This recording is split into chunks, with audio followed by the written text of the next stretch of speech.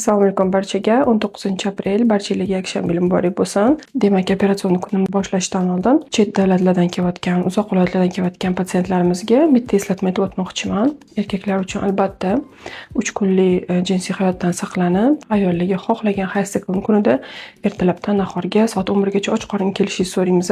Chunki shuni mobaynida ozgina hozir muammolar bo'lyapti. Chunki uzoqdan kelganinglarda bir kun vaqtinglarni bekor ketkazib qo'yasizlar va albatta quyidagi ko'rsatgan telefon raqamlariga qo'ng'iroq qilib, oldindan yozilib yoki administrator bilan gaplashib kelishinglarni tavsiya qilardik. Chunki umumiy birlamchi patsientlarimizdan kutish vaqti 4, 5, 6 soatgacha navbat cho'zilib ketayotgani uchun oldindan yozilib kelishinglarni so'rab qolamiz. Hammanglarga xayrli kun. Bugun hamma funksiya bo'layotgan ayollarga, nafaqat bizning klinikamiz, balki butun respublikamizda kim bizdan kuzatayotgan bo'lsa, kim hozir operatsion stoliga tayyorlayotgan bo'lsa, barchalarga omad, inshaalloh hammanglar farzandli bo'lishinglarni chin dildan tilab qolamiz. Hamma kollegalarimizga ham omad tilaymiz.